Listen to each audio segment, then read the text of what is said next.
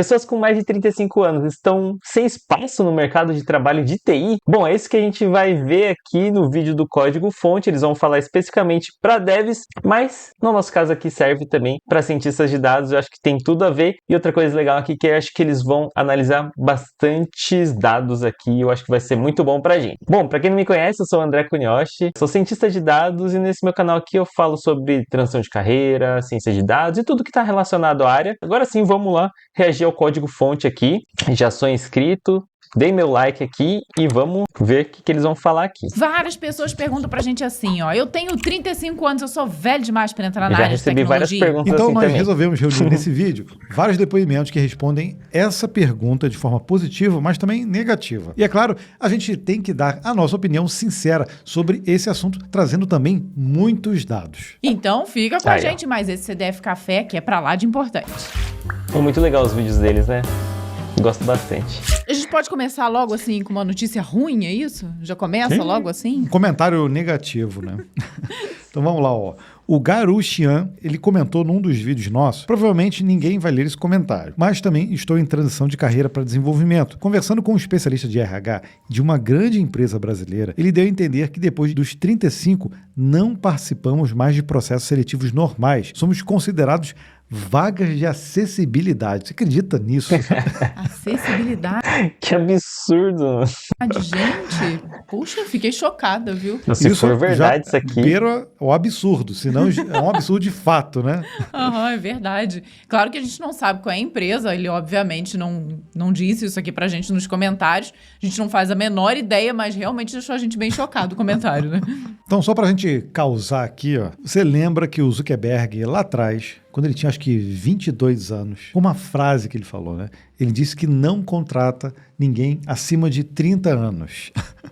Pois é, eu acho que Será agora que é que ele... Será que é verdade isso aqui? Que é uma pergunta, né? Ó, tá falando, é verdade que ele falou? Aí aqui tem uma pessoa falando, he didn't say that. Ele não falou isso, né? Não sei. Ele mesmo já Nunca passou tinha dos ouvido 30, falar. ele mudou de opinião, né? Ele percebeu que não é bem por aí, não. Na época, ele meio que deu a entender que as pessoas eram um pouquinho mais lentas ou estúpidas depois de uma determinada idade, né? Pois é. Mas olha só, a Sheryl Sandberg foi diretora de operações da Meta, foi contratado por ele. O Mike Schreiber também foi CTO do Facebook.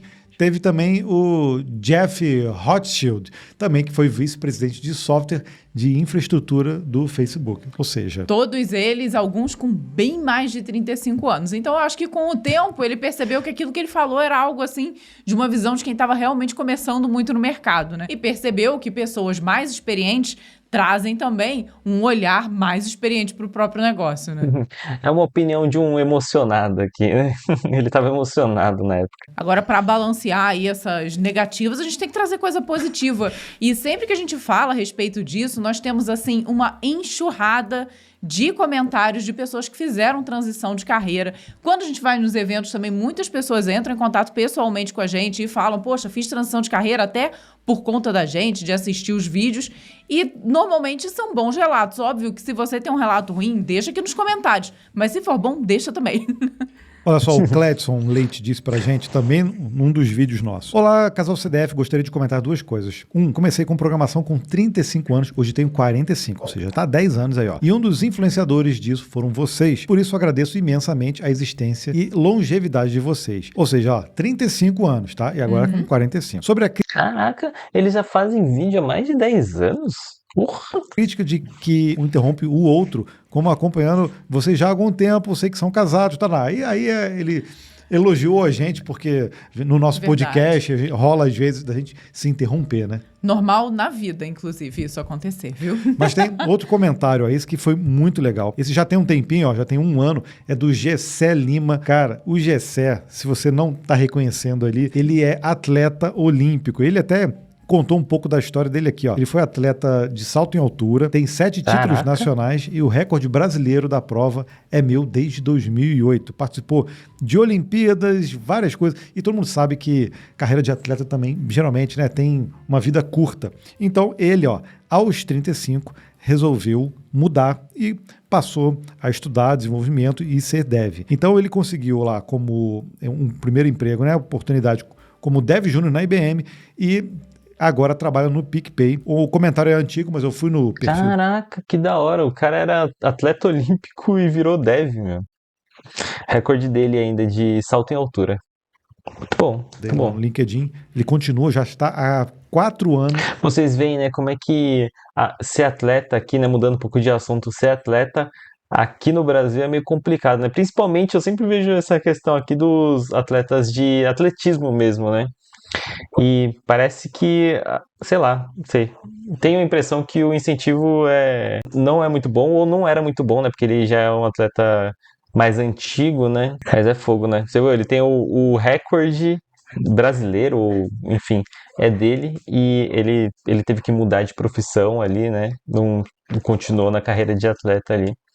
Mas enfim, parabéns aí Trabalhando a ele. no Muito bom. PicPay. E ele continua aqui o relato, né? Hoje sou dev Android, atuo como dev desde o início de 2019 e, sem dúvida, aplicar princípios da carreira de atleta ao mundo dev foi essencial para minha carreira, que, por sinal, começou aos 35 anos, devido à minha dedicação ao esporte, que era integral. Comecei fazendo faculdade de sistemas para a internet e depois fui aprofundando conhecimento no mundo Android. Se você quiser encontrar ele, tá lá também no LinkedIn, ele tem um LinkedIn também bem completo. Inclusive, esse curso que ele fez foi na FIAP, né? Ele estudou na FIAP e ele é um dos vários exemplos que a gente tem no nosso canal. Com certeza, outros canais, pessoas que comentam também em outros canais também têm esses exemplos de pessoas que aos 35 conseguiram mudar de carreira e hoje estão bem aí trabalhando como desenvolvedores. E ainda mais se a gente levar em conta profissionais já experientes na área de desenvolvimento com 35 mais. Aí é mesmo que eu acho que não existe barreira nenhuma. Porque o quanto as empresas estão em busca aí de profissionais pleno e sênior, você acha que 35 mais vai ser algum tipo de barreira? Cara, é um absurdo achar 40 mais que já está fora do mercado, 50 mais já está fora do mercado, 60 mais já está fora do mercado. Agora estamos falando de 35, cara. 35. Estão baixando a Não, régua. olha só, deixa eu mostrar um negócio para vocês aqui, ó. Após 100 anos, a nossa Mas te falar também, era complicado, assim, quando eu tava na transição de carreira, eu ficava preocupado com isso que eu não tinha 35 anos, né? Eu tinha 31 anos ali quando eu comecei a procurar algumas vagas, né, como cientista de dados. E pra mim era meio complicado, assim, na minha cabeça, tá? Não que tenha sido uma barreira isso pra mim. Mas era meio complicado mesmo, assim, eu tinha essa preocupação, né, de já estar um pouco mais velho, mais experiente e não ter experiência, assim, de fato na área de dados. Sei lá, eu ficava com uma preocupação ali. Hoje em dia eu tenho mais ou menos a opinião que eu tô vendo, que é a deles também. Mas eu sei que quem tá passando por isso, eu entendo a sua preocupação, é isso que eu tô querendo dizer. Mas, enfim, o jeito é estudar mesmo, pegar as experiências ali que você já tem do passado, né, e tentar transformar isso para a área para onde você tá indo, né? Porque não é só parte técnica que você vai usar no seu dia a dia, né? Muito a questão de soft skills também, e isso, com certeza, você já adquiriu aí na sua experiência profissional também, né?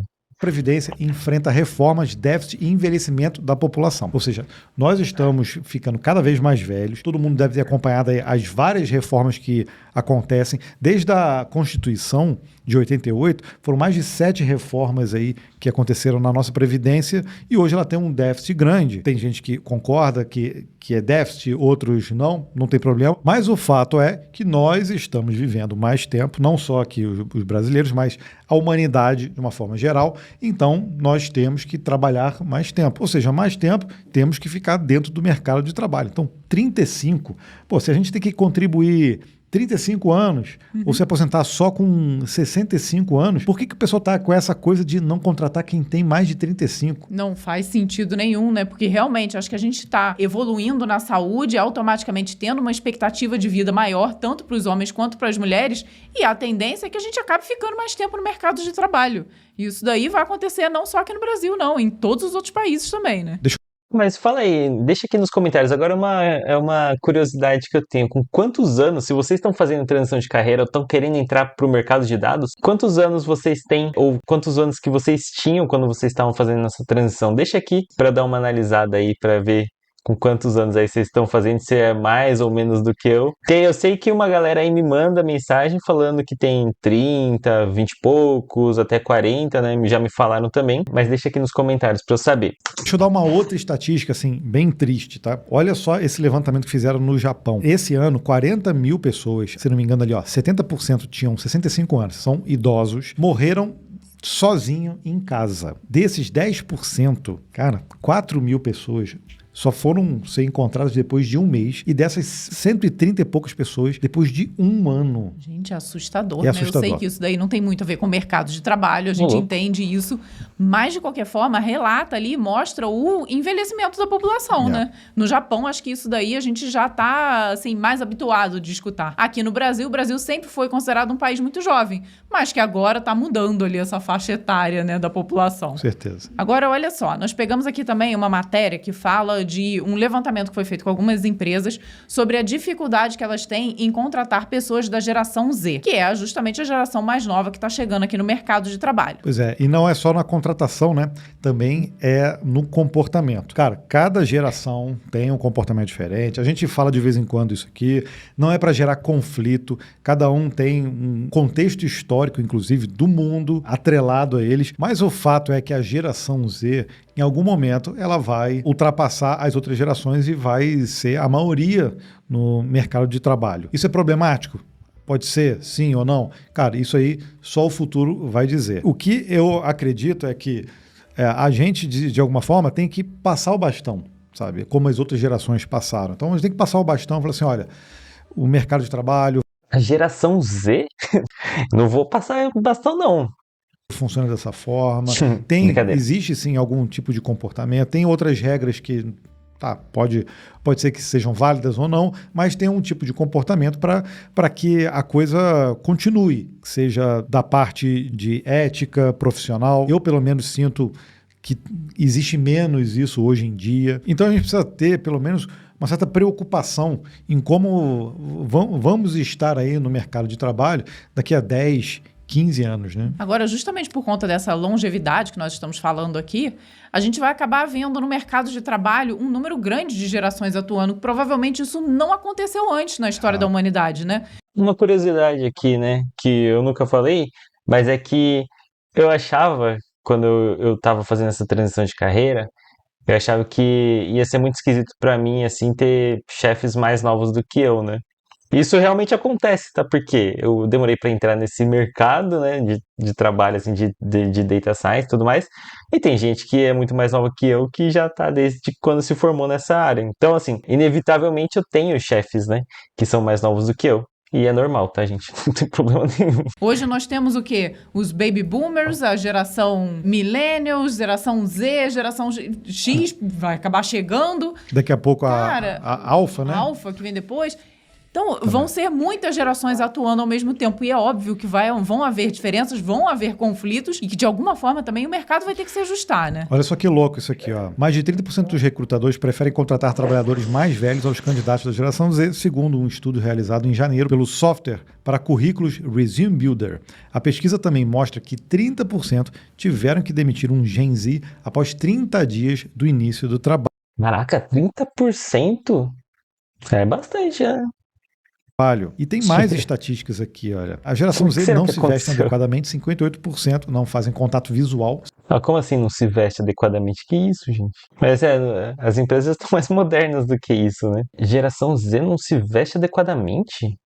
57%, tem exigências salariais irracionais, 42%, não se comunicam bem, 39%, e não parecem muito interessados ou engajados, 33%. Algumas coisas, por exemplo, não se vestem adequadamente. Eu acho que isso daí, talvez, a geração que está chegando vai acabar mudando a vestimenta, né? Não tem mais aquela coisa, talvez, de você trabalhar de terno e gravata, e tá cada vez mais confortável da gente trabalhar, e eu acho isso até bom, tá? Adoro um tênis no pé, viu?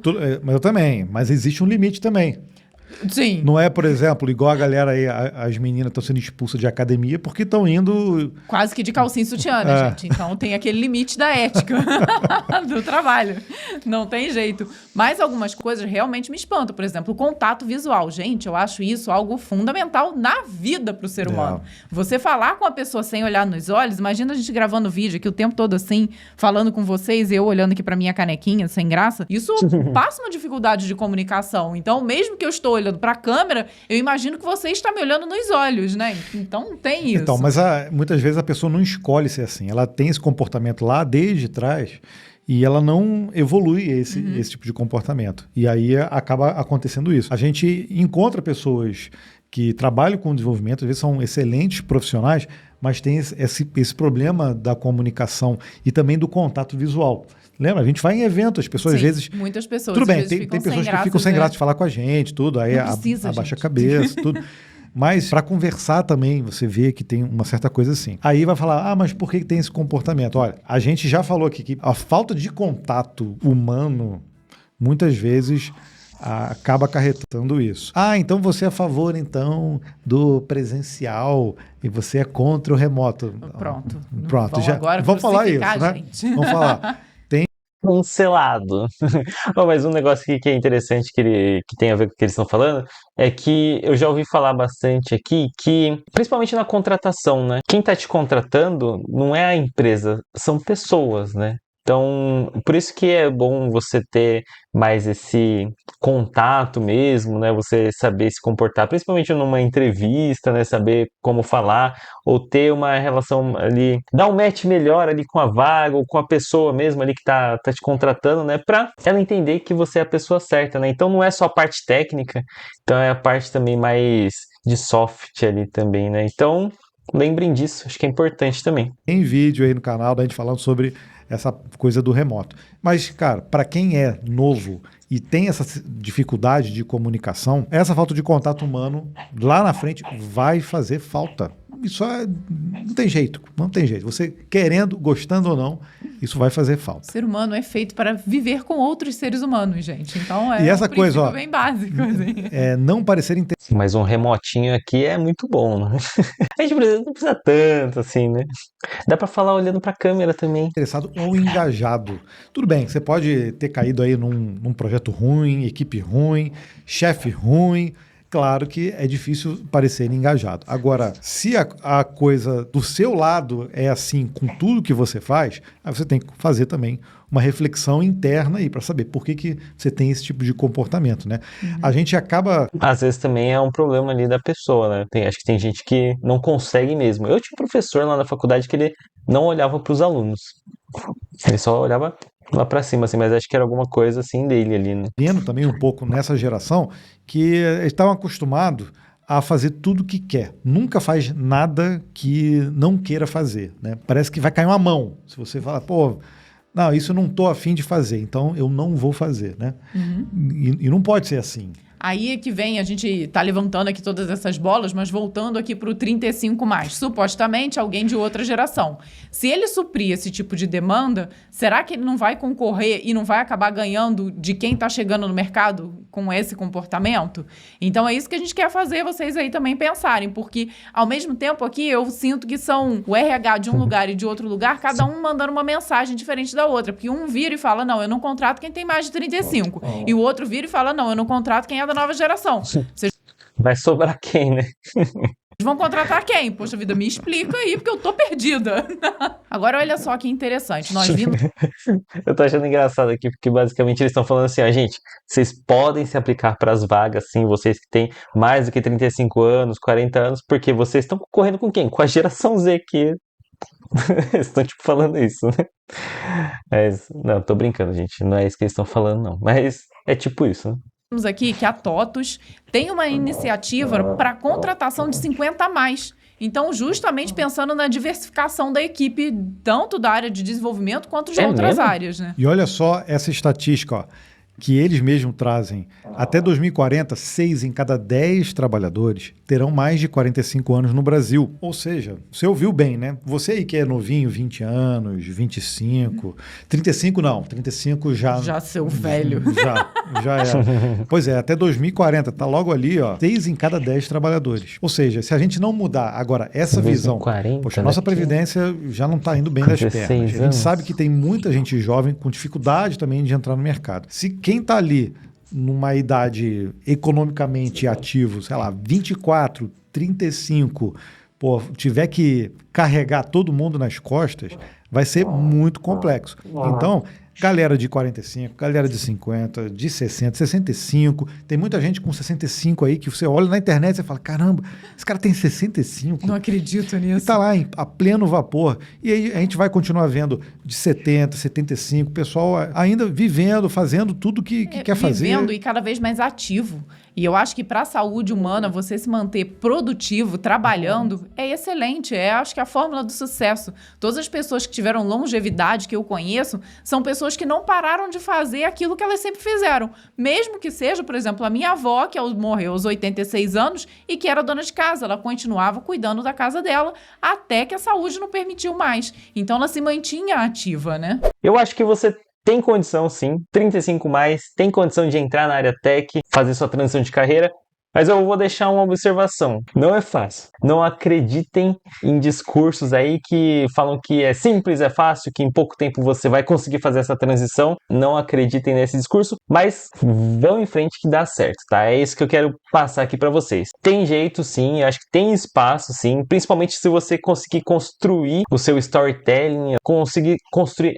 a sua narrativa de por que você está fazendo essa transição, o que você aprendeu atrás, que você vai conseguir transferir, né, para a área de dados ou para a área de dev aqui mesmo. Enfim, acho que isso é muito importante, principalmente quando você vai fazer uma entrevista, tá? Assim, não tem segredo, é tudo aquilo lá que eu sempre falo, né? É entender e aprender a parte técnica, fazer networking, criar seu portfólio muito bem feito e saber fazer boas aplicações. Acho que isso é essencial. Eu acho que tem vaga sim, acho que o mercado ainda está aberto. Vocês puderam ver, acho que a opinião deles também, que são bastante experientes aqui para a área de dev, mas para a área de dados acho que é a mesma coisa. Eu acho que vocês têm condições sim, só não vai para o mercado pensando que vai ser fácil, tá? Acho que tem que insistir bastante, tem que estudar muito também.